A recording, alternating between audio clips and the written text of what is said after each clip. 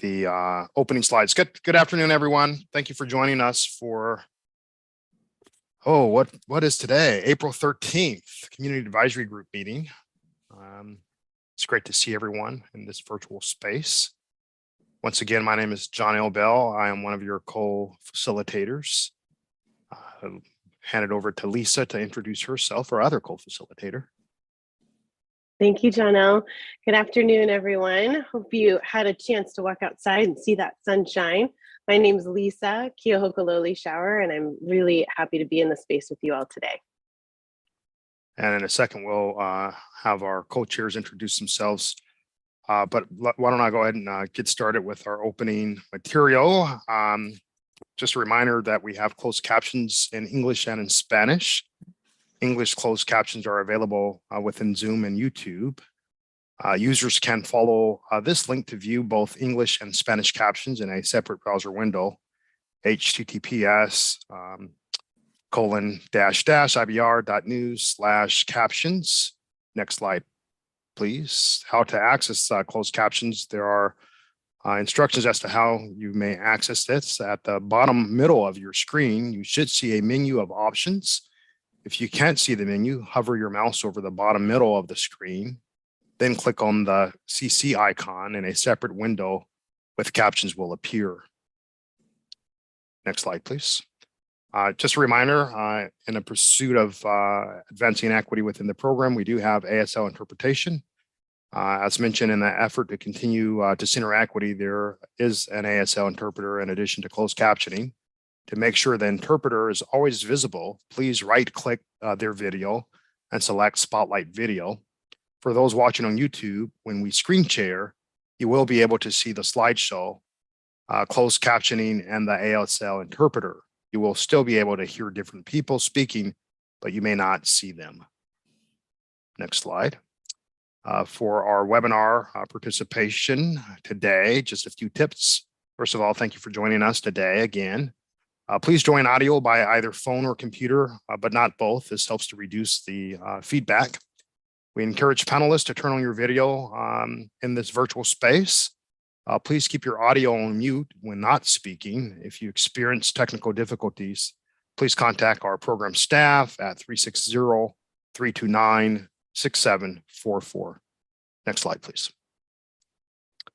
For our public input instructions, there will be an opportunity. I see we have already a few members of public looking forward to participating today, but we will have an opportunity for the public to provide feedback later in the meeting today at around 5:45 p.m.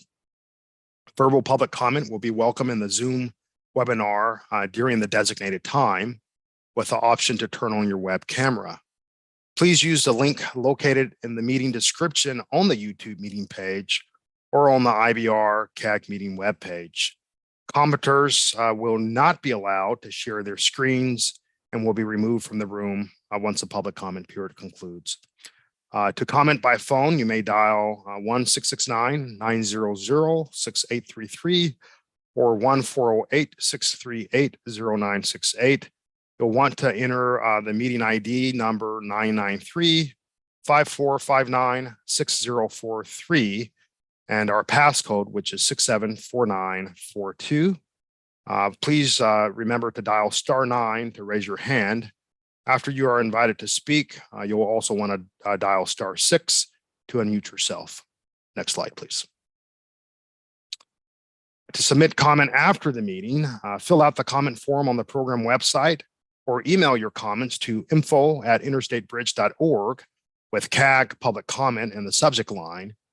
You may also call 360-859-0494 for Washingtonians, 503-897-9218 for Oregonians, or our 800 number 1-888-503-6735 and state CAG Public Comment in your message.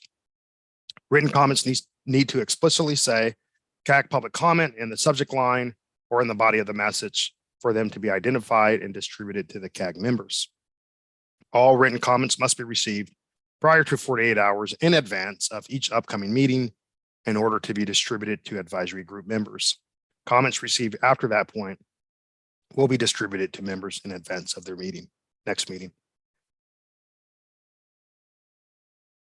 Excuse me. Let me just say these opening remarks are pretty long, so it's like reading the script almost. Our CAG, just a reminder for our CAG meeting space, it's really important for us to always put relationships first, for us to keep focus on our common goal, which of course is to replace the bridge, is for us to notice the power dynamics in our virtual room here, for us to create a space for multiple truths and norms, for us to be kind and brave, really to lean in, for us to always be practicing and examining racially biased systems and processes, and for us to look for learning.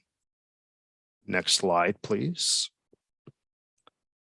And with that, I will welcome both our co-chairs, Lynn Valenter, as well as Ed Washington, to share a few remarks after I just go over this agenda real quickly. Just an overview of our agenda. We're going to have quick introductions and check-in. You'll receive a report out from our executive steering group. Frank Green, our deputy program administrator, will provide a program update. We'll then roll up our sleeves and hear more about our financial plan. Then you'll receive updated information relative to our environmental process. You'll recall that's the draft SCIS process and timeline. We'll then receive public comment, have opportunity to offer final thoughts, and then we'll have adjournment. So with that, I'll turn it over to our co-chairs, Ed Washington and Lynn Valenter. Ed, do you want to lead off with your warm welcome?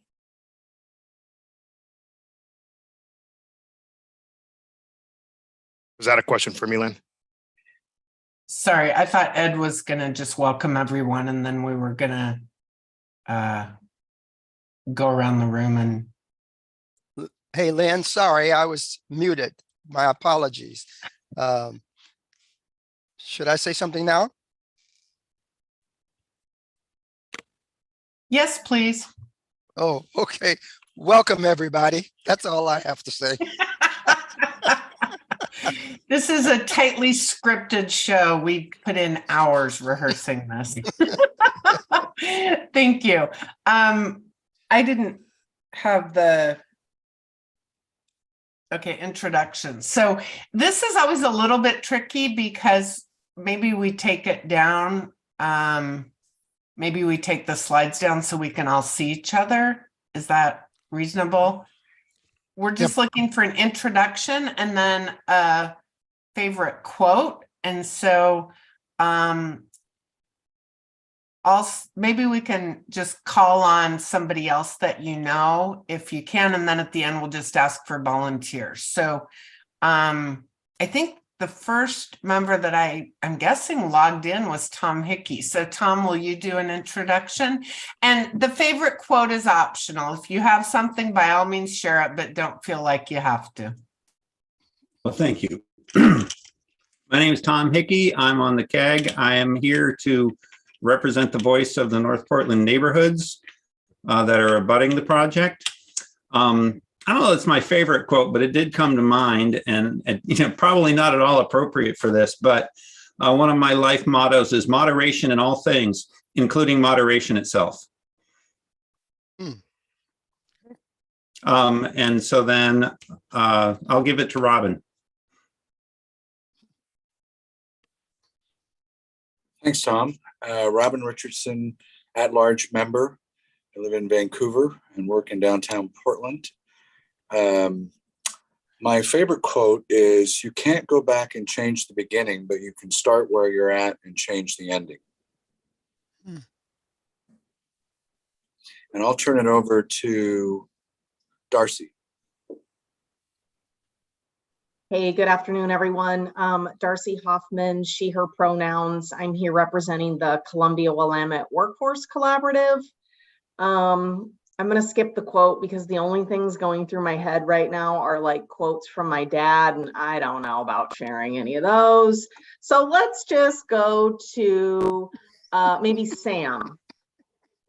Boy, I would have loved to see those quotes, but okay. All right. So Sam Kim, They, he pronoun. I'm a super commuter, live in Brush Prairie, where it snowed yesterday, and work in Hillsboro. My favorite quote as a former U.S. Navy officer is, "No battle plan survives first contact with the enemy." And then I'll pick, I don't know, I see a couple of former Washington County folks here, or current, I guess, can I pick a staff member, or should I need to pick just a CAG member? I think we're just doing CAG members in the interest of time. Sorry. Okay. All righty. Okay, so who's a CAG?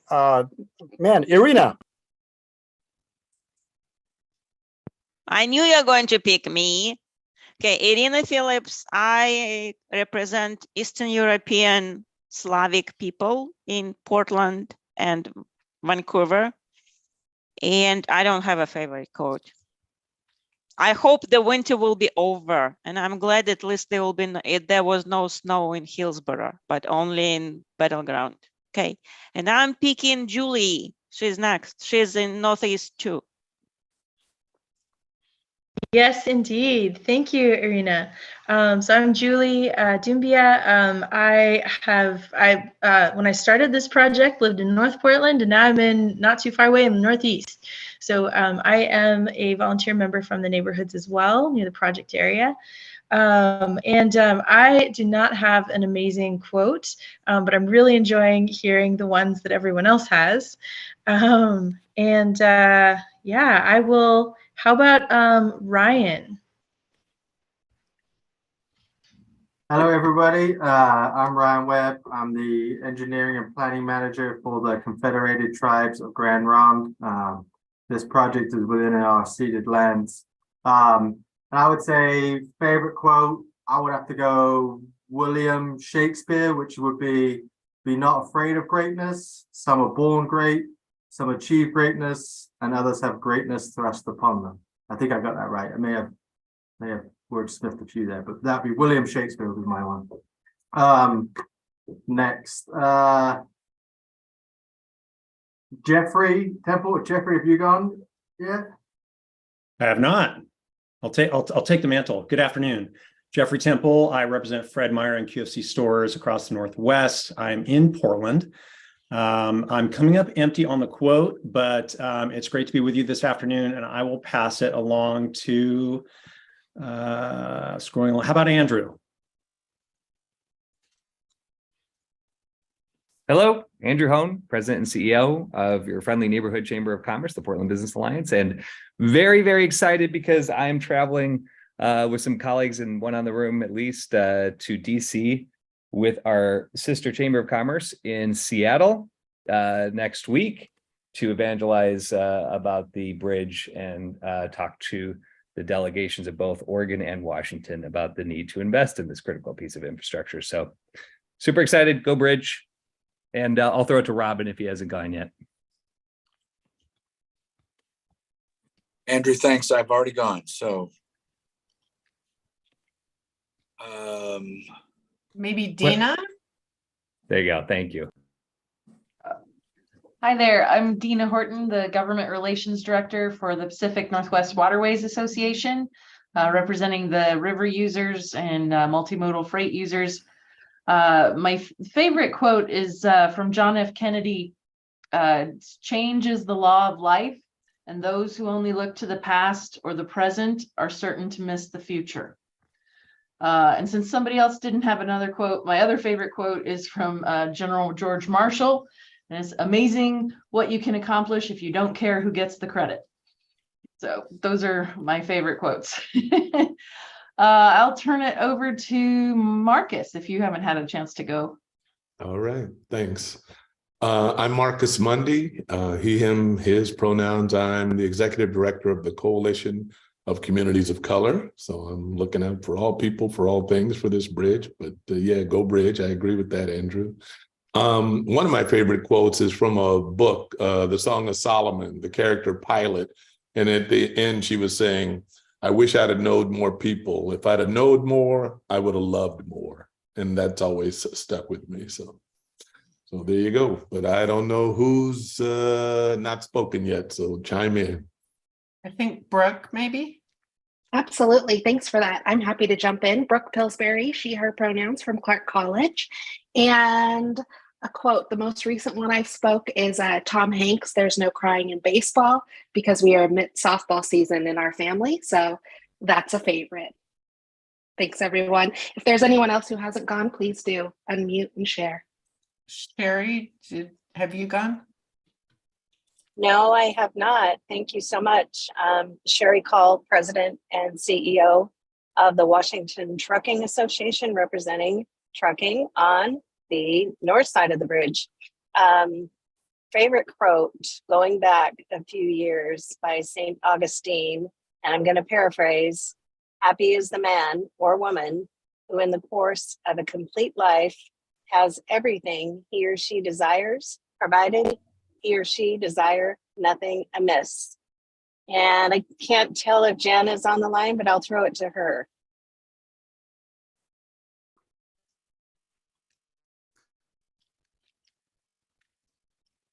Switching screens here to see if, I think at this point, anyone who hasn't introduced themselves, if you would unmute and wait, Michael, I don't think have we heard from you?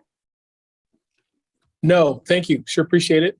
Michael Martin Tellis. I'm representing neighborhoods in the city of Vancouver, and sure appreciate being with all of you this afternoon, evening. And I think I will pass it to maybe Paris. I don't know if Paris has gone yet. Paris is staff, not a CAG member. Oh, okay. Is there anyone else who hasn't gone? I'm not seeing anybody to pick on, so I kind of think we've covered. The only thing I would say is my colleague, Ed, did you have we all know who you are, but did you have a quote you wanted to share? Because I have one I want to share, but I want to let you go first, because then I'm moving to the next thing. I don't have any quotes today, other than "full steam ahead." Don't know who said that, but I'm going to use it. Full steam ahead. All right. Is that good enough? It is. And I had a quote I was going to share, but then I thought this might be more appropriate. And I'm quoting someone who's here with us today, which is, "The best bridge is the bridge that gets built." So yeah, I think that's served us well. So thank you all. And again, this is also taking the place because we still don't meet in person. And so even though we've spent many of us have spent 2 years together, it's just a way to make those human connections that I think resonates and matters. I did want to just remind both our ongoing committee members as well as some of our newer members that both Ed and I sit on the executive steering group, which is a group of 10 additional or 8 additional, I think 10 additional leaders from both sides of the river. And we have an opportunity to share where you're at, and they're very interested in this committee. And so at the last meeting, I did just review some of the activities we had, which was at our last meeting, we went over the Section 106 cultural and historic resources. We received an overview of the cost estimate.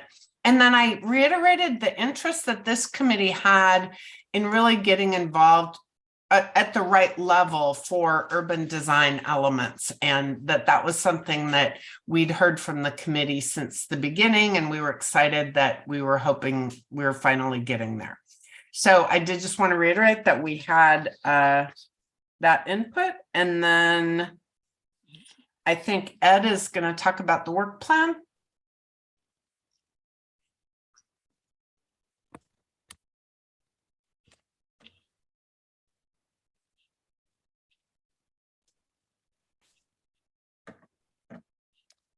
Ed, I'm happy to chime in here if you'd like. Do. Okay. Just a reminder in terms of our upcoming topics. Last month we had the urban design. Today, as indicated, we're going to have an opportunity of unpacking the program's financial plan, which will be a more in-depth discussion as to what is included in the cost estimate, as well as the potential buckets of revenue to fund the program. May, we'll have an additional conversation relative to urban design, which will be focused on sort of the bridge design elements. And then June, we'll have another conversation on urban design, which will focus on bridge alignment and travel network. So just a little bit of foreshadow. And with that, we will invite Frank Green, our Assistant Program Administrator, for a program update. Welcome, Frank. Thank you, Johnell. You can hear me, right? My headset's been acting up all day. Coming in loudly and clearly. Great. Well, welcome, everyone. Thank you for coming tonight. This is usually where Greg would give you a program update, but have some exciting things going on today with Greg, and he's traversing both states. He attended a hearing this morning, or I guess it was at around noontime in Olympia, with a bill that's being introduced by the Washington legislature for the program regarding some authorization for tolling. And then as we speak, he's on his way to Salem to present to the Joint Transportation Commission there about a potential bill in Oregon. So some exciting news. But I guess I should probably introduce myself. I know I've presented to this group before, but I'm Frank Green. I am the Assistant Program Administrator. I know we weren't going around and doing quotes, but you know, one of the quotes I was thinking of is I'm a huge Disney fan, and so I love a lot of Walt Disney quotes. And you know, just a simple one that he has is if you dream it, you know, you can do it. I like that quote, and hope that we can keep that moving forward. You know, as we think about that as you grow up. But you know, wanted to give a program update. As Johnell said, wanted to talk a little bit about finance plan, and then Angela Finley will come on and present a little bit about the environmental. And you know, those are kind of three key things that, you know, I think this program is really looking to as far as goals for success this year. You know, we really are trying to have a successful engagement with both legislatures, because that'll help move us forward into some of our additional funding and financing opportunities, as well as getting to the NEPA this year. So Greg is off doing those things, and you know, next time we have this meeting, I'm sure we'll have good updates from his travels there. But as far as the updates since our last meeting here, we wanted to just touch upon that we did have some of some of the Oregon legislators come and do a program area tour. You know, area tours are you know, a great opportunity to get out and see this program. I heard it mentioned earlier. You know, if you haven't been on a tour and we have an opportunity to have a tour in the future, you know, I would encourage folks to attend a program area tour, because it really does help, you know, show some of the complexities that this big program is trying to work with. That tour, like I said, it was a program area tour, and I think they got an opportunity to see, you know, some of the interchange locations where some of the transit connections may be, as well as, you know, to talk about the bridge itself, and that's one of the benefits of having the tour.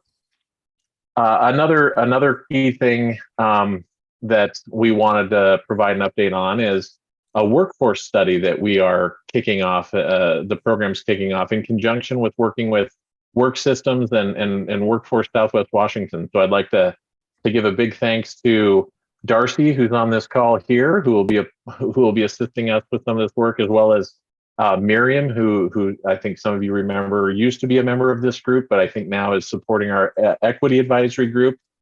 You know, they'll be assisting us as we do this study, but you know, this study is really an opportunity for our program to, you know, maybe identify some of those areas with the amount of work that this program is going to be bringing to this region.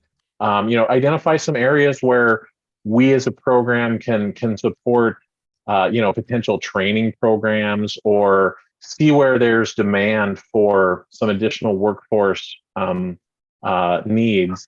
Because as I mentioned, you know, between this program and other programs that are going on in our region and projects, there's going to be a lot of work in the Portland, Vancouver metro region over the next, you know, 10 to 15 years. A lot of good paying construction jobs that can lead to, you know, what our hopes is career type construction jobs for for some of the younger people and for people in the region right now. And so this study, I think, will give us an opportunity to look to some of those areas where we can provide education, training, or other opportunities for people to learn about the work that's coming forward, and then maybe take advantage of being a part of that work as we implement it. I think that this group will probably be contacted by the folks who are helping us do this study to help provide some information and be a part of this study. And then we will come back to this group as we're getting some of the information from the study and providing some progress updates and results. So this won't be the only touch point or time you hear about this workforce study. We just wanted to mention that that's something that we've recently engaged in. Some of the other key things that I think is important for the program to be doing is you see a list here of some of the presentations the program has gone out and given, but I know there's also some neighborhoods that we've touched points with and given some updates on. We really want to make sure that we're getting out there and making sure that all stakeholders on both sides of the river have an opportunity to get a presentation from our project, hear from hear what we're proposing, what our timeline is, what we're doing, and has an opportunity to be able to engage with us and get questions answered. So we'll be continuing to get out there and present. Like I said, Greg, our administrator today, is presenting to both legislators, but business organizations and neighborhoods that we want to make sure to be engaging with. Next slide, please. So one of the other updates that we wanted to provide to the advisory group here, you may have read about it in the paper or heard about it, but Angela will touch a little bit upon what it means to be studying this in the EIS. But we wanted to make sure to mention that in conjunction with our federal partners, Federal Highways Administration and Federal Transit Administration, the program is deciding to include analysis of a movable span option in our upcoming supplemental draft environmental impact statement. So as you can see on this slide, it comes from as a result of coordination with the U.S. Coast Guard to analyze what would providing a movable span mean to this program. So it's the design option, which means we're basically taking the modified locally preferred alternative that we've presented here before and adding the movable span to the replacement river on the replacement river crossing, but not really changing the alternative. It's really an option for the replacement span itself, so that we can understand what those impact or what the analysis of a movable span would mean. This is something that, being that it will be in the environmental impact statement, will absolutely have an opportunity to get public input on as we go into the comment period. So those are the high-level program updates I wanted to give. I'll pause for a minute and see if there's any questions before we move on to the next topic.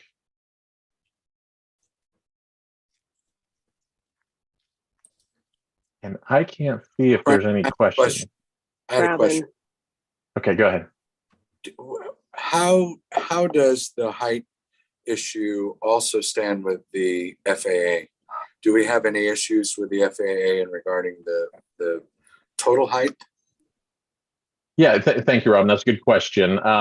So we are really trying to. You've probably heard me or someone else present this here before, that we really do have the head of a needle we've got to try to thread here with the replacement bridge, because we do want to provide as much clearance as we can for the river navigation, while understanding there's two airports in close proximity to the bridge here. And so we are working with FAA as well to understand where would a lift span be able, movable span be able to be placed so that it would be potentially outside, if possible, the takeoff or the landing surfaces that planes would naturally take as they're coming into or leaving from Pearson. And so, yeah, as we look at the movable span will likely be, further toward the center of the river than the current one is, to try to see if we can, get the towers for a movable span, as far away from those takeoff and approach, surfaces that the planes would take. But, it absolutely is something that is still, key in mind is how do we provide enough vertical clearance while, trying to stay out of those FAA from being impacted. So something where our engineers are definitely looking at and coordinating with both federal agencies for. Thank you. It looks like Tom see- Hickey has a question. Oh, Did you see what- that, Frank? Sorry. Yeah, I saw Jeff's hand up, but go ahead, Tom, and then we'll do Okay. Jeff. Yeah. I did not have a question, no. Oh, Okay. I do see Jeff's hand up. Yeah. Thank you. Yeah. Just want to make sure I understand clearly. So is the drawbridge or lift bridge or movable bridge, is that imminent at this point? Or is there still other solution considerations? Yeah, thank you. No, that's a good question. I should have been more clear on that. We are still studying a fixed span, which was our current proposed vertical clearance with a fixed span would be 116 feet.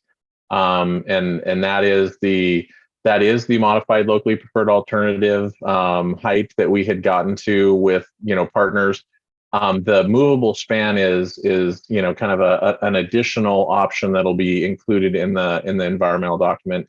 And like I said, when we get to Angela's slides a little bit later, you'll see she has a slide I think that kind of directly shows how it's shown as an option. So yes, we are still looking at to continue to move forward a fixed span for the bridge as well as the movable span. While we're working on working through those issues with our federal partners and U.S. Coast Guard. That's great. Thank you for the clarification. Yeah. So I think the next section is me as well. Financial plan updates was one of those key things that we knew that this was the right time of year to be doing it. As I had mentioned, the program was really looking to support what the legislatures from both states were doing. Those sessions are going on right now.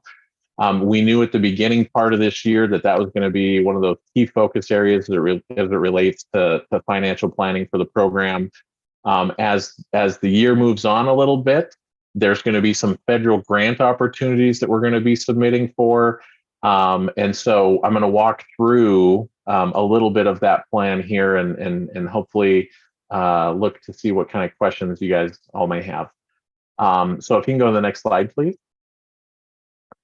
So as I want to start this, I want to remind everyone of what the cost estimate is, and then I'll try to show where we're at as far as trying to find the funding for that cost estimate. So if you remember, we presented the cost estimate, I think a few months ago or a few meetings ago at this, and that estimate is based on that modified locally preferred alternative that our regional partners came to a consensus on last summer. Our finance plan will be released very soon. So a lot of the information that I'm going to present in these slides will be in report format here shortly in the next couple of days, I believe. I think this says at the end of the month, but it likely might be either by the end of this week or early next week. So we're trying to get it out there so people can read it. And the funding opportunities are really, as I mentioned, going to cover state funding, federal funding, and tolls is also a part that'll be in there. Cost estimates and finance plans for a program like this, because it does take years to get through the development, through the environmental process. they're going to be continually updating and refined as the program moves forward. So as we get a little bit more understanding of design, the estimates will be updated. As we get a better picture of the funding sources that we have, our finance plan will also be refined and updated. So this is really kind of a snapshot of where we're at today, and a lot of this information will be in our supplemental draft EIS that'll be coming out later this year. So next slide, please. So just a little bit more of a reminder of what's in the estimate. The cost estimate that we developed is an estimate that takes into account the modified locally preferred alternative that you can see kind of listed on the right-hand side of the slide. So it's a replacement bridge over both the main Columbia River, but also what we refer to as the North Portland Harbor. So I-5 will have seismically resilient bridges over kind of both of those bodies of water on either side of Hayden Island. There will be currently proposed one auxiliary lane, both northbound and southbound, on the replacement bridge. We will look to a multimodal solution with light rail extending into Vancouver, and then interchange work on both sides of the river as well. We took that scope and we tried to identify what potential risks are there to the scope as we saw it. In early phases of design, there's some unknowns in design. So as you're trying to do an estimate, you want to make sure that you're capturing enough risk in there so that it isn't just exactly what you see in your scope at 1 or 2% design. So you're trying to account for the fact that you have more work to do for your design. But we also take that and we put that on to the schedule that we would be proposing to deliver the project on, so that it not only has some risk involved, but it is also inflated to the year that we potentially would be doing those construction contracts. All of that comes together to show the range that we had presented, which was somewhere between 5 and 7.5 billion for the program. But the most likely out of that model was the $6 billion range. And so I know we presented this before, but wanted to see if there's any questions before I move into some of the financing piece. And I see Sam, your hand is up. Yeah, Frank. So regarding inflation, and that's in the year of the expenditure, which could be several years away, are you estimating high inflation rate at that time, or are you estimating something else? So that's a good question, Sam. We definitely, we've looked at years and years of inflation data and tried to take into account that we do have high inflation, that we see right now, and, trying to project what inflation might be 5, 10, 15 years from now with, construction looking to begin targeted to beginning in 26. This could be a 10 or so year construction duration for the whole program. We try to do our best right now to estimate what that inflation could be into the future. But we definitely, put inflation in this estimate. And so, it's hard to project what it could be 10 years from now, but we looked at the trends, both within both states as well as nationally about what's being used for inflation to try to go to this estimate. So what is that figure? What is that inflation rate?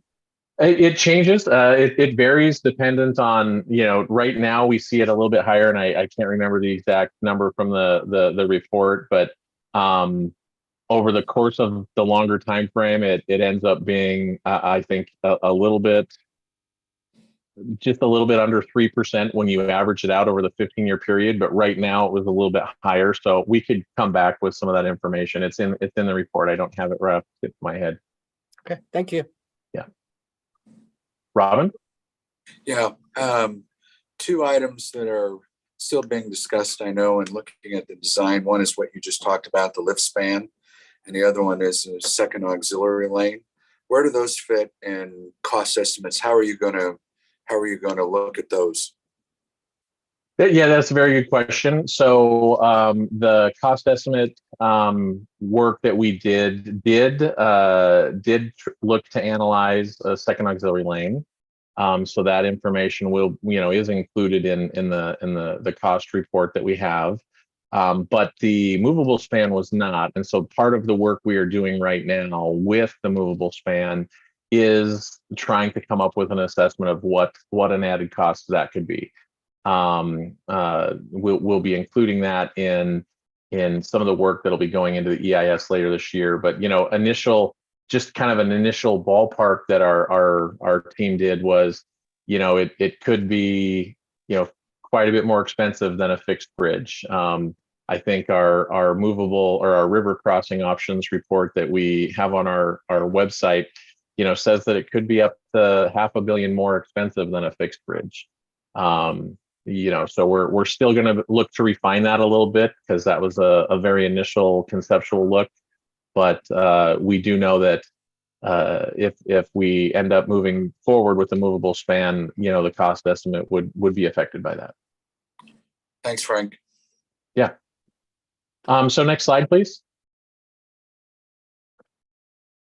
So this is a new way that we've shown to kind of break up that cost estimate that we had shown. And really what this is kind of trying to show is we've got the river and bridge and approaches that I know a lot of people always ask us about, how much does the bridge itself cost? Is all the cost and the other things that are going on?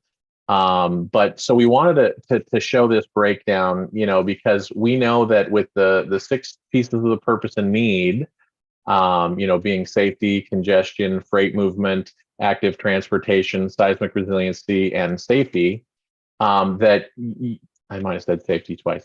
Transit. I didn't say transit. I said safety twice.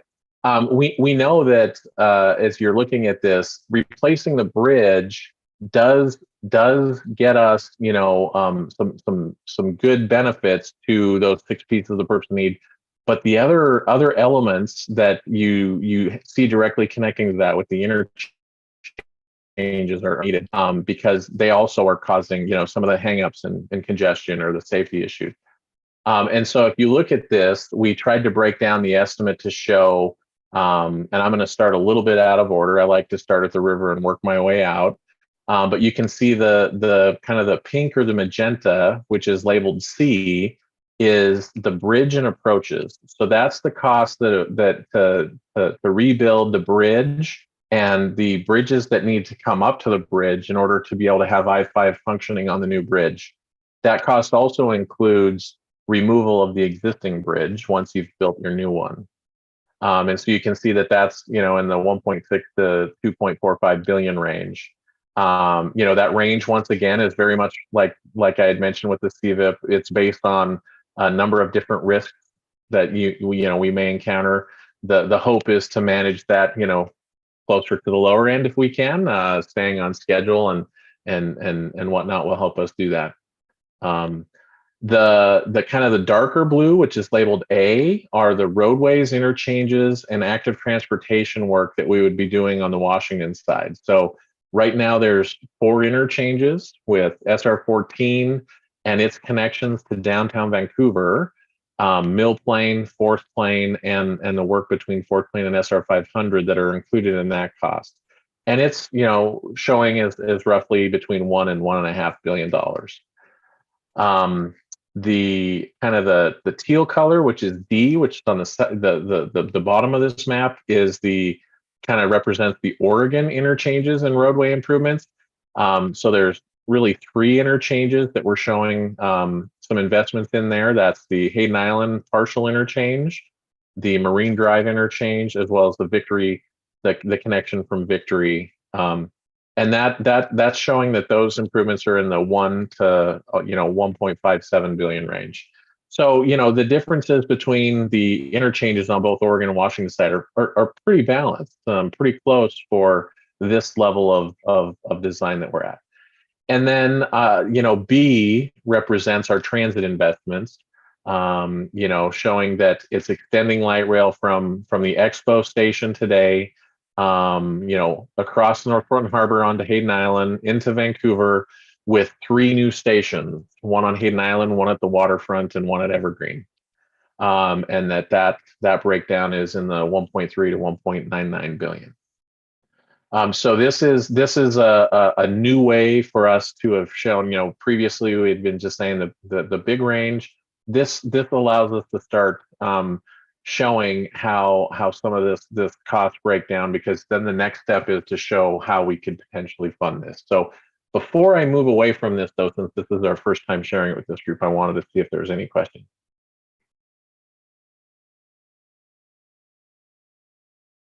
Okay, and we can always come back at the end. So how about we run to the next slide, and if questions come up, we'll come back. So this is an updated table. I think last time I presented, when we did the cost estimates, we didn't want to show a cost estimate that has the most likely being $6 billion without giving some inclination of where we were going to get those funds. And so last year when I presented this, we hadn't moved down the path a little bit forward to developing our financial plan. But as I said, that financial plan will be ready and published on our website very soon. The new column here shows what we are currently assuming in our financial plan. So if you just start going down the list, the top of this chart is really kind of the state funds. In the middle, you see tolling, and on the bottom, you see federal funds. So when you look to the breakdown, we know we've got state, federal, and tolling to fund this $6 billion likely cost. So just walking through the top, we've got existing funding that's helping pay for the studies and the EIS work that we're doing right now. The Mill Plain interchange, which is the first interchange, I guess second interchange on the Washington side after you've touched down from the bridge, was funded from a previous Washington funded package called Connecting Washington. We've been funded with $1 billion from the Move Ahead Washington Fund in Washington last year by our legislature. And then, as I had previously mentioned in the meeting, Greg and other members of our team are down in Salem today because the Oregon legislature is looking to drop a bill to show their anticipated state contribution of $1 billion as well. So, we're really excited by that, movement on the Oregon side, and look to continue to support them through the rest of their session. Tolling, as I think we've said a few times with this group, is also a mechanism that we're looking to use for funding. And that was the meeting that Greg was at earlier today, because toll authorization has been given on the Oregon side for this facility, but hasn't been given on the Washington side. And we need that toll authorization from both sides in order to enact a toll and take advantage of it as a funding option. But good news, it has passed through the Senate on the Washington side, and currently the House had a hearing on it today, and likely is looking to take action as they move forward. And so you can see in this finance plan that we're looking for $1.25 billion from tolling, but that still leaves federal grants, and we're looking for a substantial amount of funding, $2.5 billion from different federal funding sources. Our transit element of our program is looking really good. The light rail extension and connection to the C-Tran BRT is showing really good ridership numbers, and I'm sure we'll be bringing that back to this group to show how that's functioning and performing. And we think we'll be really competitive for an FTA New Start grant, looking to get about $1 billion from there. And then two other grants opportunities that we'll be applying for as this year moves on. We're waiting any day now for the first one to come out, which is called the Bridge Program. And that submittal will be probably in May. And then a little bit later this summer, we'll have another, it'll call the Bridge Improvement Grant. We'll be submitting for it as well. And between the two of those, we're looking to submit for about $1.5 billion. So if you add all those up, you're right at our estimated most likely cost of just about $6 billion. Next slide. Just wanted to, as I had mentioned, wanted to give a little bit of additional background on like the tolling, for example. Some of the information that's going into that tolling or into the finance plan does include an initial analysis from the treasurers of both states, because in order for us to be able to take advantage of tolling, we need to work with our treasurers to be able to bond against that tolling so that we can get some construction funding. And right now, the scenario that we have in our finance plan would allow us to get about $1.25 billion, as I had mentioned, from tolls. And it shows that it's variable toll rates based, that are somewhere between $1.50 and $1.50 and $3.55, depending on the time of the day, and that's in year of opening. These toll scenarios will continue to be analyzed as we move through the planning and study phase. We're in what we call our level 2 tolling analysis right now. That report will be available a little bit later this year as we move into our EIS. But toll rates ultimately are the responsibility of both commissions, the Oregon and the Washington Transportation Commissions, to set. And so we'll continue to work with both the commissions as well as the treasurers to ensure that we have a tolling amount of funding from tolling that we need to support our finance plan. But as I said, initially in this finance plan, we do see that the toll scenarios we've run can support financially what we're looking to get for construction. But we'll also be doing other things in our study, like looking at potential for a low income toll program, or discounts and exemptions for certain users. And that'll be an additional scenario that will be in our level 2 study. So I know we've talked a little bit about tolling, but just wanted to give a little more information on tolling. And then I think I have one more slide, and I'll pause for questions after that. Next slide. So as I mentioned, I already kind of said this, but as we move forward through this year, you'll likely hear us say that we've applied for several big federal grants. The first one that we expect is the MEGA grant. That's a grant that comes from USDOT. It's part of the IIJA Act that was passed 2 years ago now, and so we're really encouraged by it. We didn't submit for the MEGA grant last year because we knew we were, readiness to get to construction is one of the important pieces for competing, and we feel like we're really ready for all of these, come this year. And the first part of the year that I talked about with getting some of these funding sources secured in Washington and Oregon, as well as the tolling, will really help make us more competitive in these applications, because we'll be able to show the federal government that we've got our state and our local contribution, kind of locked in, so that they usually like being the last money in, and this would allow them to see that the program has that local funding to match and make us more competitive. So MEGA will be first. We'll likely in the summer be applying our letter for the capital investment grant. That's the FTA process, like I mentioned, and then later this summer as well, the bridge investment grant. Next slide. And so, I've kind of already said this, but like I said, a lot of the important steps that we're taking right now this year for funding, could leave the program in a really exciting place that, by the end of our legislative sessions, we could have, almost $3.5 billion identified of state and tolling funding, with applications getting ready or going in for, $2.5 billion of federal funding. It's kind of a funding place that replacement of this bridge has never been, having this much funding dedicated. And so we're really excited. We're really looking forward to the momentum and the need to stay on schedule, because with funding comes, the ability to move the program forward. And then, what can we do as the program to take advantage of that? We'll have to keep moving forward with that momentum. So I will pause for questions, because I think that was my last funding slide. Oh, there wasn't a, oh, no, did it go back? It went back. Okay. Are there any questions? Yeah, Frank? Go ahead. Regarding tolling. Sam. Yes. Hi, Frank. Regarding tolling,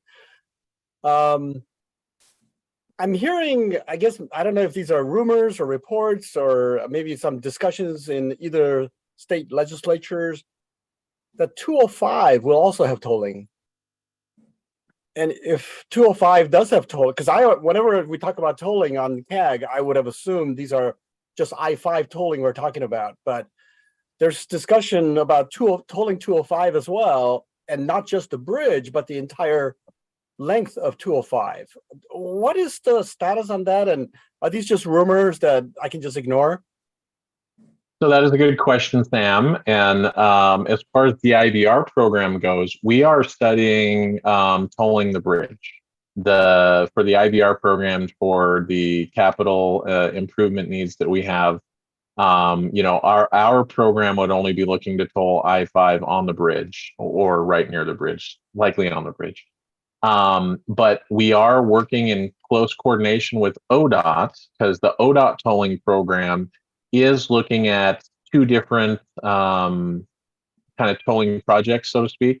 They have their I-205 tolling that would be tolling for bridge improvements kind of further south on I-205 down, by the Abernathy Bridge and in that location. But they also have their regional mobility pricing project that would be looking to toll parts of I-205 and parts of I-5 south of the bridge. So as far as like the work that we're doing right now on our finance plan and our EIS, the only tolling work that will be included in our study, like that we're looking to utilize, is on the I-5 bridge. But you are not hearing rumors that there's potential for other elements to be tolling, 205 and other parts of I-5. And I'm sure if we haven't provided some of that information, we could probably share links or get some of the information for the ODOT tolling work that's going on. Yeah, that would be great because residents are confused when we talk about tolls. Because now you can't escape tolls, right? You can't go around 205, escape the I-5 tolls. And what you're saying is that these 205 tolls are not generating revenue for the IBR project. So correct. Yeah. The coincidence, the timing is unfortunate because it seems like one big giant toll that's going to tax everybody, no matter where you live. Yeah, and the timing I think is something important that I could have stressed, and thank you for opening the door for me to do that. As far as IBR is looking right now for our program, tolling could begin, in mid to late 2026. It's work that we have to do to figure out. What's best for our finance plan? When are we moving into construction? How do we use some of that funding to help us with construction? But the Oregon tolling work is on a different schedule than that, and maybe tolling in parts of 205 and 5 prior to when we'd be implementing that on I-5, so on the bridge. So yeah, that is some information we can make sure to share with this group if you guys haven't already seen that through other venues, or if we haven't brought that information, we can make sure to share at least a link to their information. I would appreciate it. Thank you, Frank. Yeah. Robin? Yeah, Frank, I have a comment and then a follow-up related to Sam's question. Yesterday, the Oregon Business Council at their board meeting met with Governor Kotek. And I've quit asking the governor about her support of the bridge because she's been very straightforward and indicated her support of the bridge. And she said it again yesterday, build the bridge. But I asked her, instead of about her support for the bridge, how does Oregon plan to pay for it? And her response was very interesting. And I'm encouraged, I will say this, I'm encouraged that Greg is down in Salem today having a conversation with the legislature about their ideas to fund the bridge, because her comment about funding the bridge was a little encouraging and a little concerning at the same time. Her comment is that the legislature had no intent to raise new revenue in this session, and that the funding for the bridge would come from reallocation of existing revenue sources. One being gas tax revenue that they would reallocate some of the gas tax revenue to funding the bridge.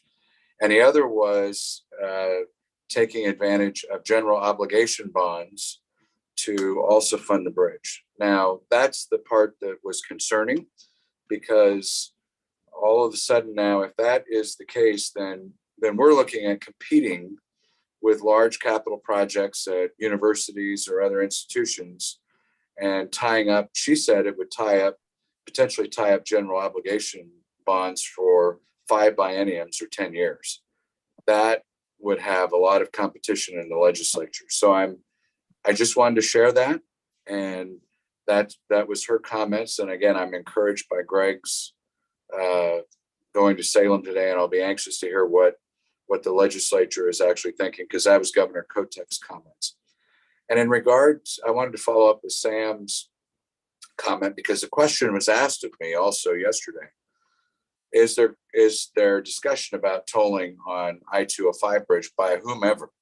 Because you know that there would be avoidance, or try to be avoidance, of some of the tolls on the I-5 bridge, which could create some catastrophic backups and neighborhood backups on the 205 side as well. And so I appreciated your answer, but I can tell you there's concern about that and the impact, if there is not considered to be tolling on the 205 bridge, of the impact on the 205 side, neighborhoods and the bridge itself. Well, yeah, you know, as I said, we are definitely encouraged as well by the Oregon legislature. I'm going to touch your first point and then I'll go to your second one.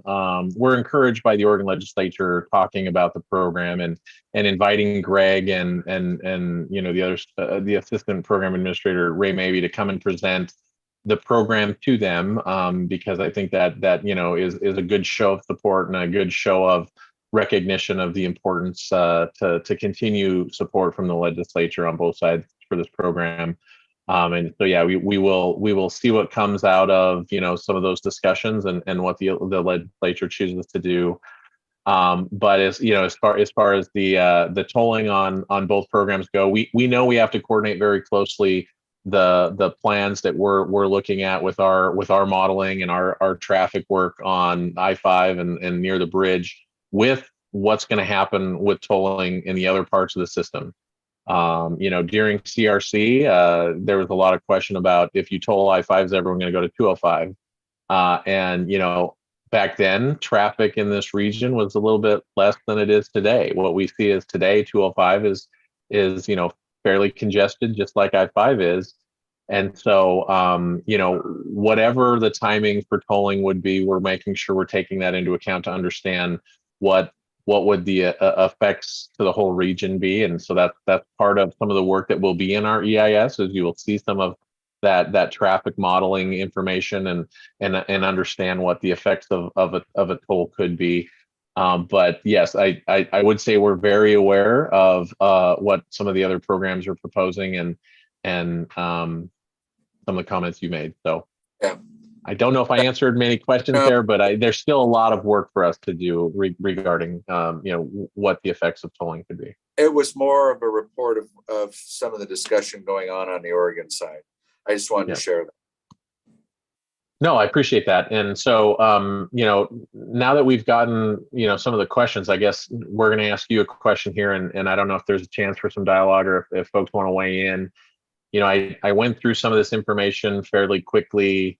But we really wanted to know, you know, this is a really technical amount of data, and this is really somewhat in the weeds sometimes. But what more might there be that, you know, we could do to share this information, or is there any anything that you might be interested in learning more about that I just briefly touched upon? You know, in this finance plan and in the cost estimating discussion, anything in here that anyone would like to jump in and not necessarily ask, but just give us some input on what we could show better, or what else might be good to show? Frank, I'll just comment real quick. I thought it was very well done. I thought it was very thorough. complete high level, but also down a little bit in the details. And from my perspective, I would just like regular updates on it. Okay. And not have a long period of time. This is really critical time, especially with the legislatures in session. And so any new updates or any new information and changes would be very helpful. But I thought it was very thorough and nicely done.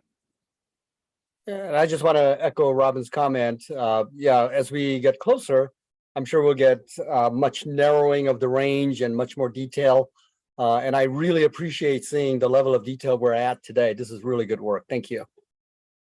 Yeah, no, those are good comments. And yeah, just, I mean, by the time we meet next, the Washington legislative session will be over. So we'll be able to provide an update on, what's gone on in the Washington session. And then, the Oregon legislative session will still be ongoing, but definitely over the course of the next several meetings, we can make sure to continue to update on where we're at with this. One of the things I didn't mention, but probably should have, is there is another piece in the Washington legislature that's going on for the program. I mentioned the $1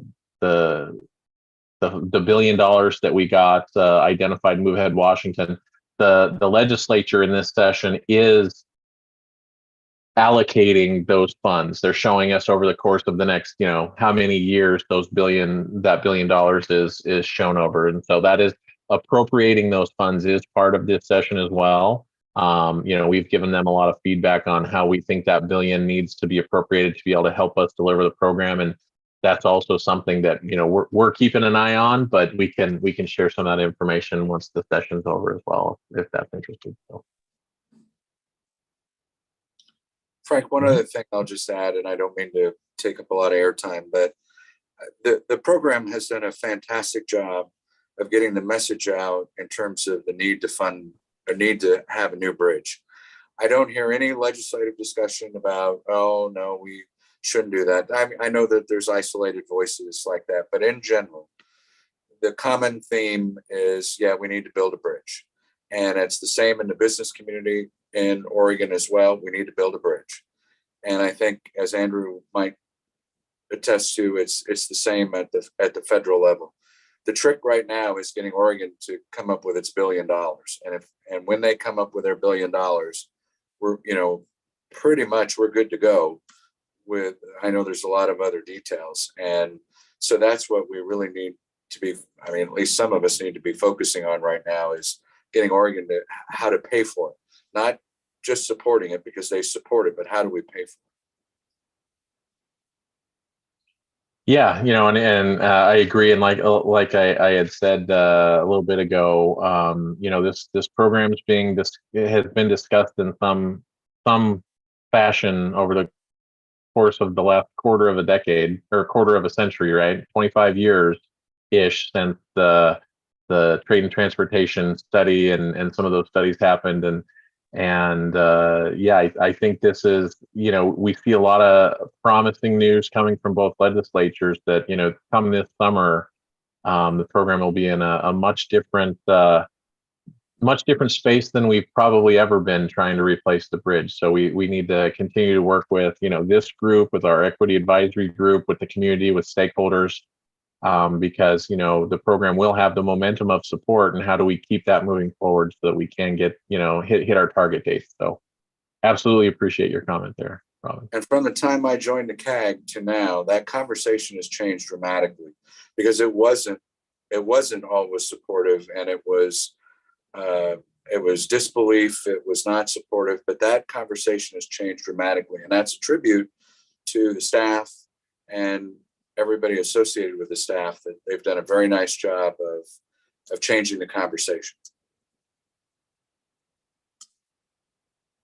Thank you. Can I just ahead, add, sorry, I just want to add that, Robin, a huge thanks to you and the members of the CAG, because I think that was really the vision for the community advisory group, was to help bring members of the community closer to the program, so that you could help be ambassadors to your community members, to your network, in order to be able to help share that information. And you've each really done that. And I think you've been able to bring back to the program, hey, here are some things that we're hearing, here are some things that maybe we could do more of. And so every time we have one of these meetings and every time we try to offer up some discussion questions, it is through that lens of, how can you help the program be able to get more information out to the community and to respond and be relevant, so that the best bridge is the bridge that gets built. That message is really ensuring that we're all moving in the same direction. So I didn't want to miss a moment to again offer gratitude and thanks for all of the work that everyone as members of the CAG are doing to help make this happen.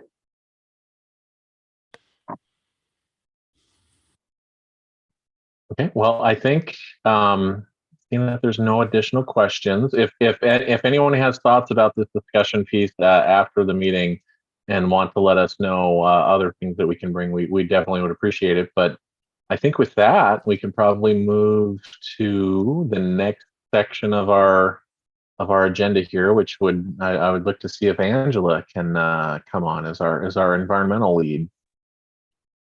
Great, thank you, Frank. Good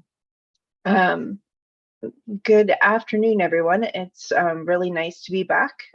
This group is awesome to work with. So again, I echo Lisa that each person on this advisory group is really important and instrumental in helping move the program forward.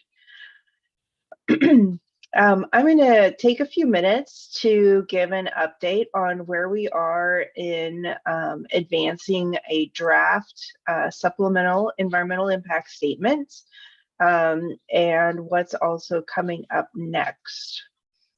So if we move to the next slide, really what I'm going to focus on, and I think Frank gave a snapshot of this earlier, was to talk about in a little bit more detail about the alternatives that we are evaluating in the draft supplemental EIS.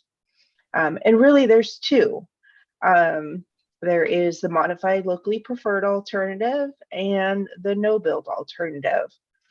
Now, it would be great if it was just that simple. But this is a complex project. So what we mean by the modified locally preferred alternative is sometimes what we call a build alternative, because we are proposing to make improvements across the corridor.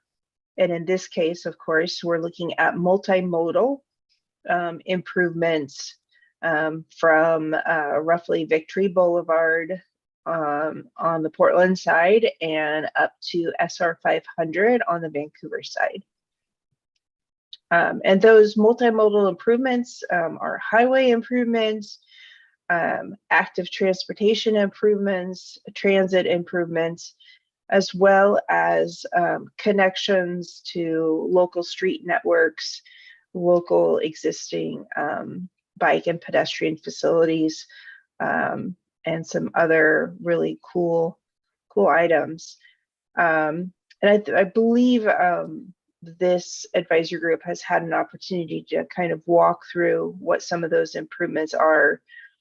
But there are other areas where we have some options, more than one solution proposed at specific locations or various components of the project. And I'll get into more detail of what those options are on the next slide. But I wanted to talk about why we have options and how we will use those, how they will be evaluated in the draft supplemental EIS. Sometimes it is kind of a binary choice, it's either this or it's that, option A or option B. In other cases, they can be bookends of a spectrum of choices. And in those cases, we may have one option that represents low impact to the community or the environment, but maybe it also provides kind of low benefit, whereas we have another option that's kind of at the other end of the spectrum that provides more benefit to what we're trying to achieve on the program, but it has higher impacts. And so we bookended, and we'll be looking at both bookends of that situation and evaluating the impacts, disclosing that in the environmental impact statement. And then ultimately, when we get to a place where we're trying to select the option, it's not binary. We might be able to choose something in the middle, somewhere in between those two solutions. And then also some of the additional work that we continue to do as we advance the program that's part of the modified locally preferred alternative is that we're always on the lookout when we know there's going to be impacts, always on the lookout for opportunities to refine the design to either avoid or minimize those impacts.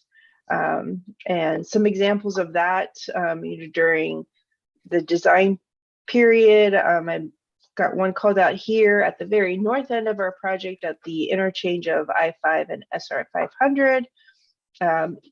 We know that there could be some impacts to neighboring properties, and it's not isolated to just that area, but are there things that the design can do to look at reducing those, as well as we look forward to some of the construction, there may be additional techniques that we can also bring into the modified locally preferred alternative that reduce those impacts. And one of those areas is certainly the in-water work, where we will be working for the bridge structures on the main stem of the Columbia River, as well as the North Portland Harbor. So that, in kind of a big nutshell, is what our modified locally preferred alternative is. There is a lot. And it is somewhat evolving as more information comes in. The other alternative is what we call the no-build alternative, and this is what we compare the modified locally alternative to. It is a basis of comparison. It's a requirement in the National Environmental Policy Act that we look at a no-build situation. So that is, what happens if none of the IBR program components are implemented?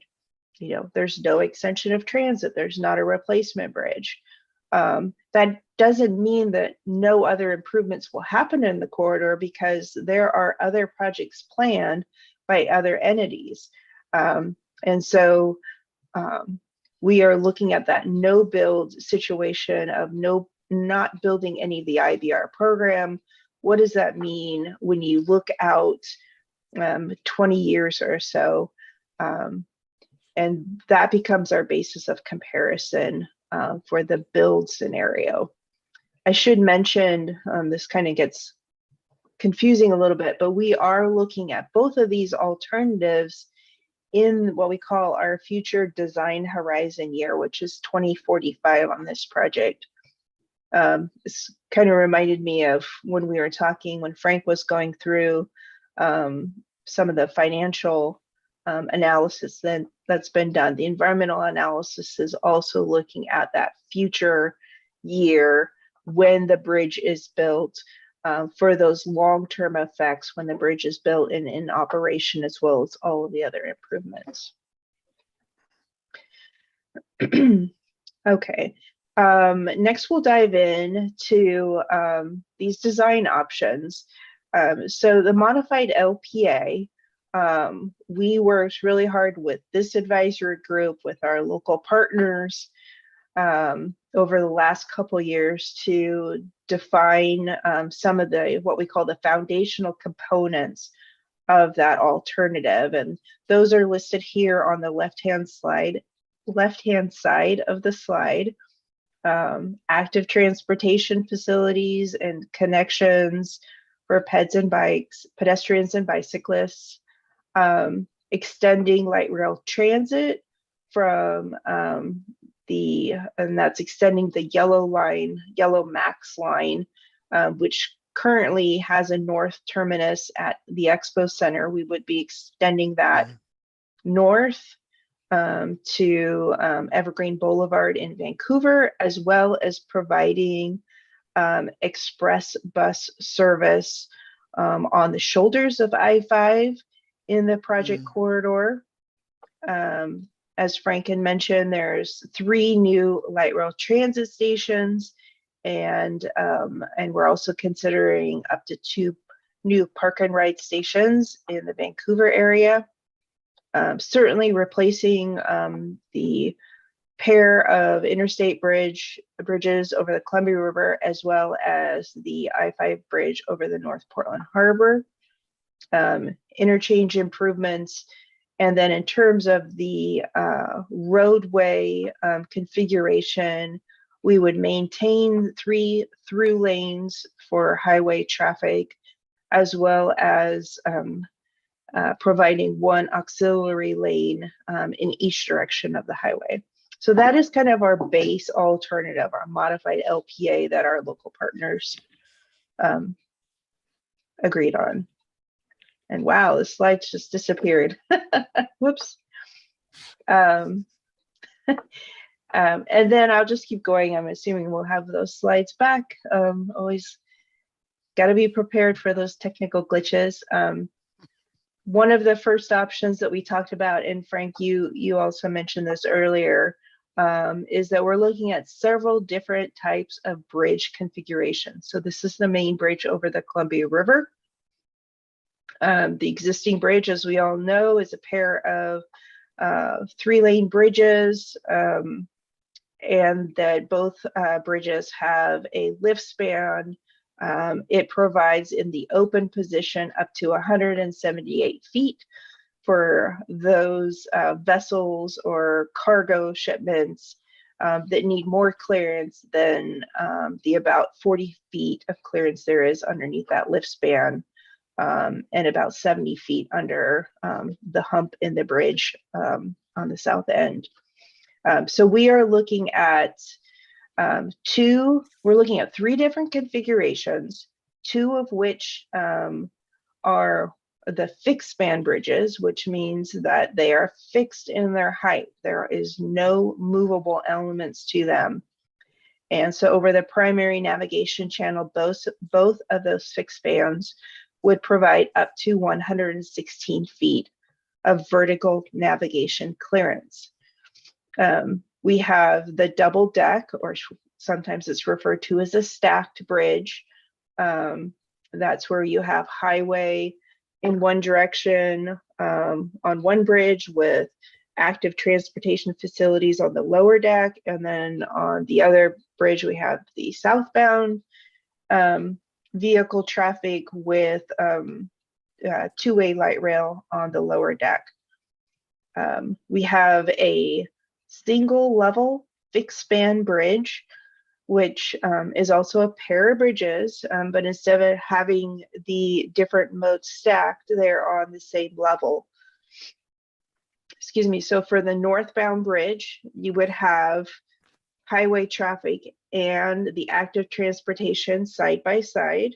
And on the downstream bridge, you would have southbound traffic with light rail traffic on the outer edge of that bridge. So all the same modes, just configured differently on 2 single level bridges.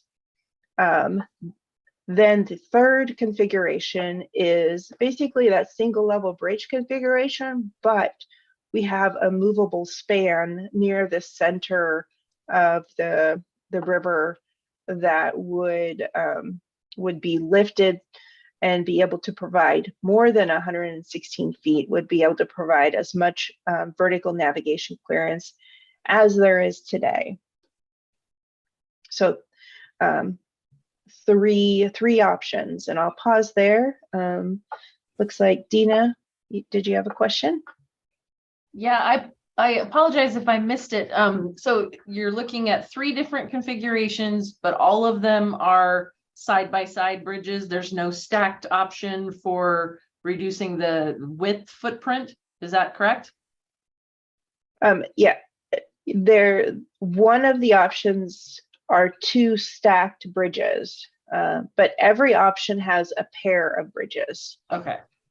Does that make sense? Okay, that makes more sense now. Thank you for clarifying. Okay. Yes. We should have brought some pictures with us. I apologize. It's a lot easier to have that visual backup on graphics. Another set of design options is near the interchange on I-5 and SR 14, just on the north end of the bridge.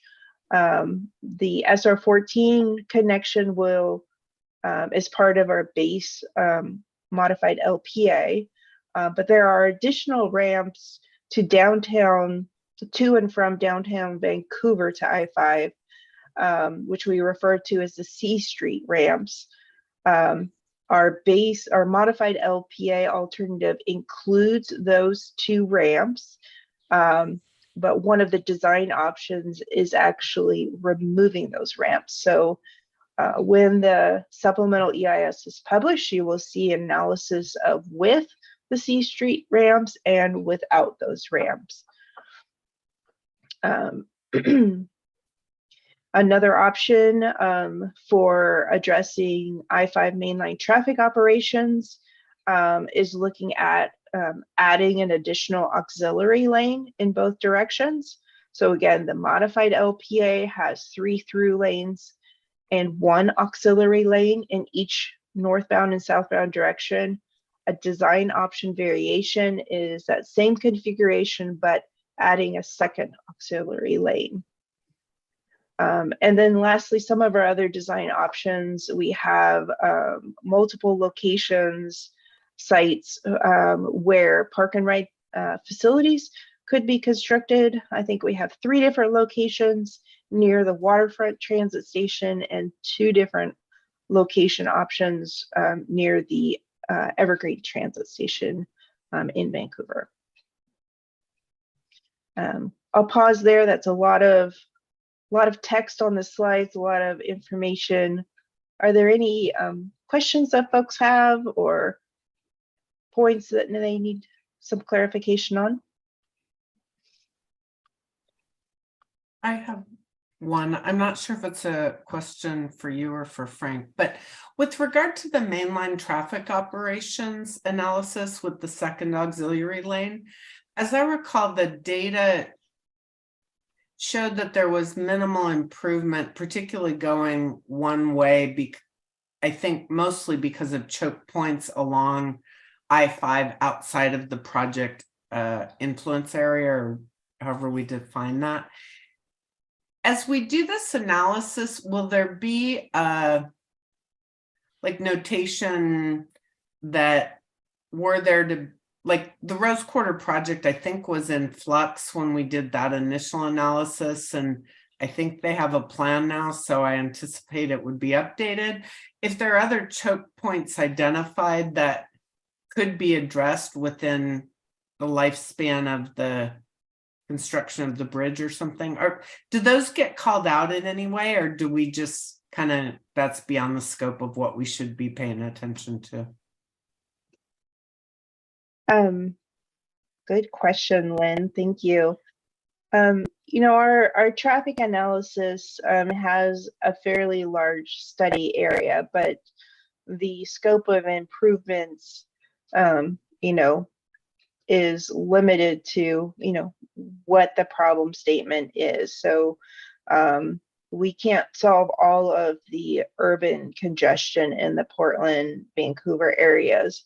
But yes, there are what we call kind of downstream effects or And so we are looking at those depending on where some of those other projects are, if they have committed funding, what we call financially constrained in the regional transportation plans, that is factored into our traffic analysis.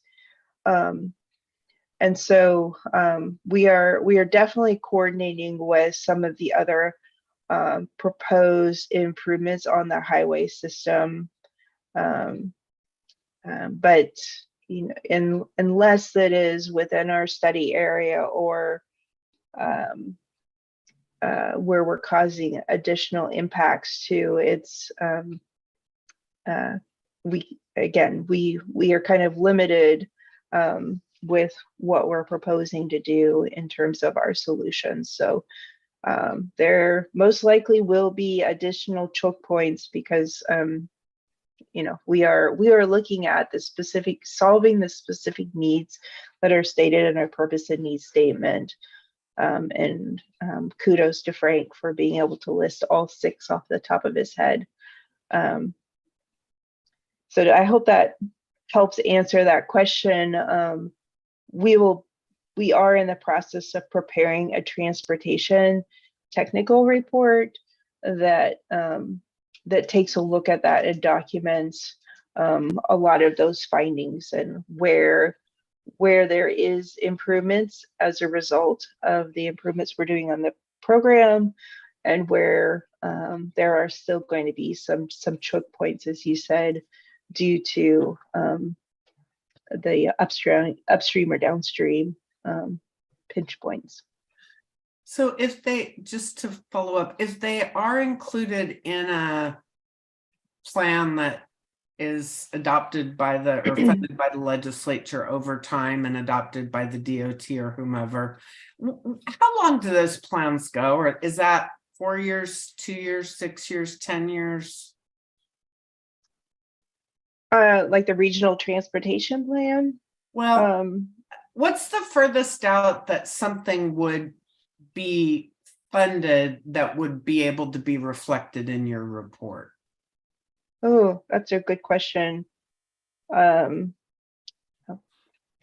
so I can, I can jump in a little bit. Lynn, it's a good question. As Angela had mentioned, we do have a very good model here in the Portland-Vancouver metro region that takes advantage of the regionally approved transportation plans that identify projects that some of those projects are out there now. Like Angela said, some funding needs to have been identified to make sure that they're in those plans. And so, right now the model, it is trying to project what does, all the way out to like 2045 look like. So it's not just opening year of the bridge, but, out there. But it relies on, some of those plans and projects already being identified. So as far as like how far out there the longest, the time frame, Angela and I might have to punt that to our technical team to come back with, what are the timeframes for some of those projects. But, for example, Rose Quarter, you brought up Rose Quarter. So the planned improvements at Rose Quarter, will be reflected in the modeling that we're doing here so that, we can show what a build option or a no build option, as Angela said, so that the EIS shows, kind of the what happens if we build nothing here, 20 years from now versus what does the build, option show as far as the benefits to the traveling, transportation system. We talked about the highway piece, but there's also transit pieces too, right? That we're including in this, with C-Tran adding a third BRT line in Vancouver. That's something that our modeling and our transit ridership will be able to incorporate into this analysis. So I don't know exactly how far out there some of the projects have been identified and that are included in the plan, but it's something we could probably find out and let you know. I think just a general sense of if it's 10-year plans or 20-year plans, just because I think that's a flaw that we probably can't do anything about, but it would be useful to, as we're assessing things, I think knowing that they're going to have to improve this sometime over the next 20 years. And so I just think that could skew our recommendations if we acknowledge. I would add that I think it's a little bit further out than the next couple of years because, there are projects that are identified, for example, like with the Washington legislature to build like 179th interchange on I-5 or, other improvements that, might be out there a few years. And so, there's probably some projects that are, this project's in the approved plan and we're talking about starting construction in 2020, late 25, early 26, and it could be 10 years of duration. So I'm getting, my guess is there are some projects that are identified that are out there longer term, but to get to the real specifics, we'd have to probably come back. Okay, thank you. Yeah. Thanks. And I see your hands up, Ed. Oh. Yeah. Yeah. Did you call on me? We did. Oh, okay. My internet has been acting up. Just a couple of quick questions, and you don't have to go into too much. I'm just curious on the park and ride locations that are planned at Waterfront and the Evergreen Transit Station. First question: how many spaces will they be providing? And also, as a result of all of these things going on over on the other side of the river, will they increase or decrease the number of over at park and ride locations at Expo? Has anything been discussed about that yet? Frank, do you recall the number of spaces? I'm sure I'm going to mess it up if I try and go off the top of my head. For I probably will mess up the exact number too, but I think somewhere in the ballpark of 500 to 700 is the size of the park and rides. And as far as that Expo, we are not proposing building like a park and ride structure there. We know that Expo has some redevelopment plans that they're talking about doing there at the Expo site. And so obviously we'll need to coordinate with them about Expo, about, how many of those spaces or what does the redevelopment there look like. But no planned like structure at Expo currently being discussed. Or reduction of spaces as a result of any additional park and rides that are added in Vancouver. Okay, thank you very much. You bet. All right, we'll switch gears just a little bit and talk about timeline. We are, a third of the way or a quarter of the way into 2023.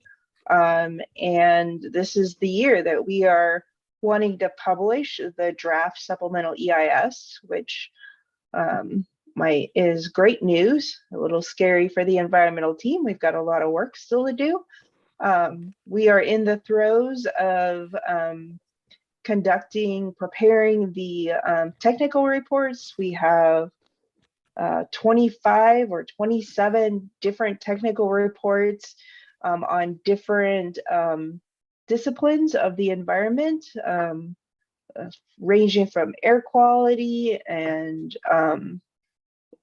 neighborhood impacts and benefits to transportation and wetlands. It's the whole gamut. There's a lot of interesting things going on in terms of the environment, and that's kind of what we call the natural environment as well as the built environment or the community environment. So that work is going on, evaluating both the no build and the modified LPA with the design options. As we wrap up those, we will move into developing the actual draft supplemental environmental impact statement document. That is takes a bit of time because we have reviews that need to be coordinated with our federal lead agencies, our other co-lead agencies, and what we call cooperating agencies.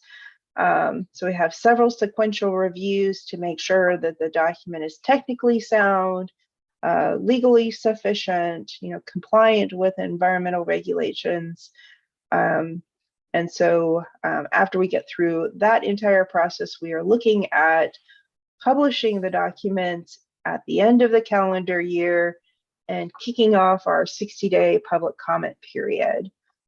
There will be many opportunities for the community to learn about what's in the supplemental draft EIS and provide feedback as we get closer to that time. I'm sure our communications team will be here to talk about all of those different opportunities. There will be a public hearing where we are able to take official comments. Usually in the public hearings, there's an opportunity to submit written comments, oral comments, and comments can be submitted throughout that 60-day comment period. A couple hands came up. Tom, I think you were first. Yes. Thank you. Yeah, one of my concerns is whether or not the community will have adequate time to understand the scope of the project within that 60-day period. Will we be will there be public issuance of sort of intermediate reports that we can begin to analyze before the 60-day period? Because not only do the community representatives have to absorb the information, they also have to go back to their communities and discuss it with their communities and then come back to your community hearings, your public hearings. So that's a lot to kind of hit out of the gate at 100 miles an hour. And I'm just hoping there's going to be opportunity to learn about the likely aspects ahead of time. We certainly are planning to make sure that that there is a broad understanding of what is being evaluated. So, I just did a broad brush today. We have maps, we have graphics that show, looking down, on a map to see what's going on for those areas where you want to get an understanding of heights of things. We have a lot of information that we are developing now to support kind of that pre-public review period time to get people to get a good understanding of the different elements that are being proposed. However, the environmental impact analysis of what potential impacts or benefits will result, there is no easy way to release that information ahead of the comment period.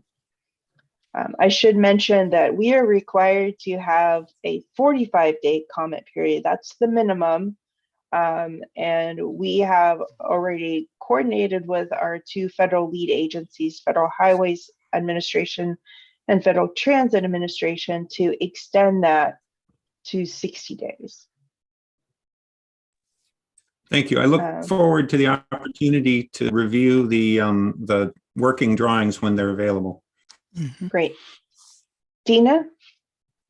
So as a former public involvement person looking at the schedule and seeing late 2023, you always run the risk of having this come out literally right before Thanksgiving or right before Christmas. Is there a thought process for maybe not running it that late into 2023 and trying to get ahead of the holiday season and being able to, not sort of catch people while they're at their absolute busiest and can't pay attention and be able to be involved in commenting on this?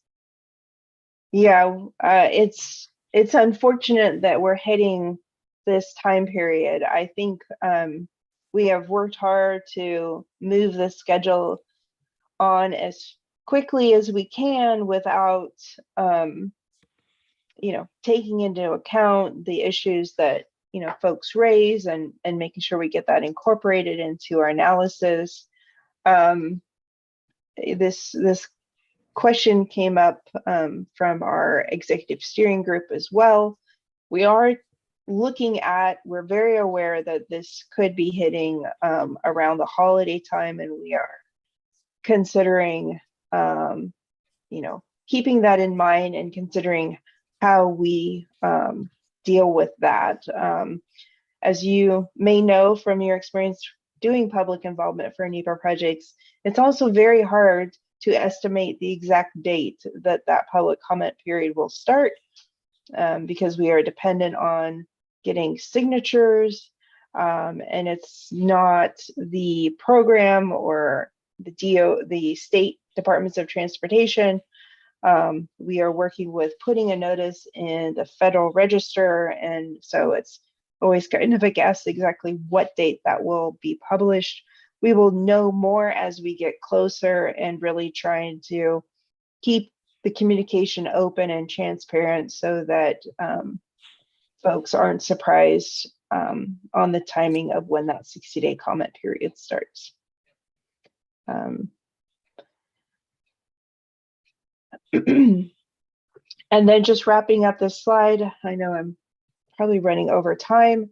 After the comment period occurs, we're anticipating quite a few comments received on the program and the draft supplemental EIS. We will be sorting through those comments, reading them, understanding them. That will fold into the decision-making process of narrowing down some of those choices on design options and identifying a preferred alternative in the final supplemental EIS and record of decision document. And we are aiming to publish that near the end of 2024. And I think we have one discussion comment. Lisa, were you going to be able to? Yeah. We're also, yeah, thank you, Angela. I really appreciate your presentation, and there's been some good dialogue. We are at about 10 minutes before the end of our time together. So I'd like to do two things. I understand from Brent, we do have one member of the public that would like to address the community advisory group. So I want to make sure that we allow for enough time for that member to provide feedback. And secondly, I want to make sure that we have an opportunity to share what our discussion question was, and to at least see if you have some feedback and if you can engage with the program to provide some feedback. Now, Tom has already actually answered a bit of this question, or perhaps shared some concern around this particular element of what we're looking for, which is primarily around how do we ensure that there's been meaningful input on the draft SEIS in late 2023 during a 60-day comment period. Dina also mentioned the timing of the late 2023 and the holidays. And so, Shannon, if you could take the slides down, because I know we have some folks on YouTube that aren't able to see the engagement among the CAG members when we have the slides up. I would like to see if maybe just 3 minutes, if there is any quick, comments or dialogue or feedback relative to if there's a 60-day window for our public to weigh in. Any thoughts on how we ensure that we're providing enough opportunities for the community to be ready to engage with the program in a meaningful way?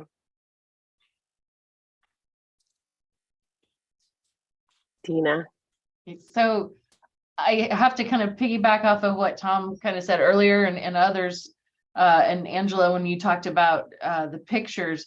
I think if there's a way to get like the pictures of what we're looking at potentially building, like the 3 different options, and getting those out early, even if you don't necessarily have like a lot of the supporting documentation to go with it, so people can at least visualize what it looks like and think about their routes and how they go places, and kind of work with their communities to kind of figure out like, hey, what should we be looking for when this documentation comes out? I think having those pictures, the visuals say so much. And like you said, if you do have the ability to look at it from above, from the side, from different angles and things, what does it look like when it, with it stacked versus, side by side, those kinds of things. I think that would be incredibly helpful just to get people kind of thinking about how is this going to work for me or for my, my group. Good feedback. Great. Sam? Well, having seen EIS reports before, even for small projects that run into 1,000 pages, I can just imagine the SEIS is going to be even bigger. There is no way in 60 days that anybody's going to read it from beginning to end and comprehend everything that's being talked about. So my ask is that the staff summarize it so that we can figure out, hey, what are those salient points and what other things that we would need, it'd be useful for the public to comment on, because there's going to be tremendous hydrology data, engineering data, and just, I mean, stuff that even I, as an engineer, probably fall asleep reading. So I would strongly recommend that, just highlight the areas that you cannot miss. And then, if you want more details, then you can read the entire 5,000 page document. I don't know how big it's going to be, but I think it's going to exceed 1,000 pages. Angela's been writing a lot, so we'll see. Okay, Irina, and then I'm going to wrap up the conversation, and we will ask you this question again at our next CAG meeting. So please start to think about, in addition to what we've already heard, what other prompts might be helpful for us to start to put together, particularly from the environmental and the communications perspective. Irina. I'm going to share the experience of the environmental review of the EPA and DEQ that was happening for Superfund. They broke the documentation in kind of like digestible chunks by using different topics. And they also had several open houses, and there are advantages of having COVID that now we are all kind of like digitally gurus, so we can have all these houses in kind of like digital format, the same way we have our monthly meetings. So we just open the forum, prepare the topic, brief presentation, and then let the public speak and let the public ask the questions. So this is the format. Okay, that's my suggestion. Good, thank you. All right, well, it's that time of our meeting where we invite our public to participate and to provide us with any feedback. And so I will go ahead and ask that the slides go up one more time. We had a slide that was on the next program meetings, and I just want to mention while Shannon pulls the slides up for the comment instructions that our equity advisory group meets April 17th. Our next community advisory group is May 11th. And then again, our equity advisory group meets May 15th. So those dates are all on our website, and we encourage you to take a look. And if you missed the meeting, you can always watch it on YouTube after the meeting occurs. All right, comment instructions. So to make verbal comments, we ask that you log in through the Zoom webinar and raise your hand to comment by phone. Please feel free to dial 1-669-900-6833 or 1-408-638-0968. To submit public comments after the meeting, we ask that you fill out a comment form on the program website or email your comments to info@interstatebridge.org with CAG Public Comment in the subject line. We haven't seen public comments come in for our CAG. When we do pass those directly on to our community advisory group. All right, so with that, we do have one member of our community that would like to speak. Brent is going to go ahead and start a timer. We would like to invite you to share your feedback. John Lay, and you have 2 minutes. So please feel free to go ahead and unmute and introduce yourself and provide feedback. Sure. I'm Lee, Clark County for 3 decades. You've heard several times from several members that they want images. They want to see what we're actually talking about. And I find 3 years plus into this project, It's impossible to believe you don't have computer modeling that we could show the community. More importantly, we still have not fixed the one problem that people want resolved. And that's to reduce traffic congestion and save time. The Coast Guard has done this project a huge favor. In essence, they've thrown a penalty flag and said, hey, stop. You are not listening to what we need for the river traffic.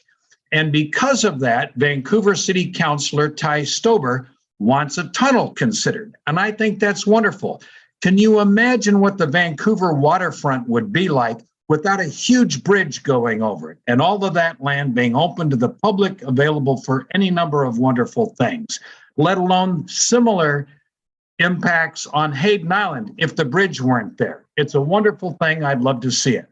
Several members of this committee asked about tolls. The reality is there will be double variable rate tolls on both I-5 and I-205, and that those tolls will range from $28 to $31 a day, according to Portland economist Joe Courtwright. That's $600 a month and $7,000 a year. One toll for the bridge, second per mile toll for driving on I-5 or I-205. It will cause huge traffic diversion to I-205, and it'll be a nightmare. Finally, I'd love to get the reality of what the transit numbers are.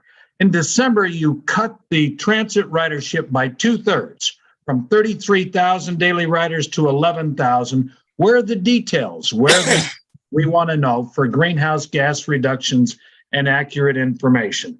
Thank you. Thank you, John.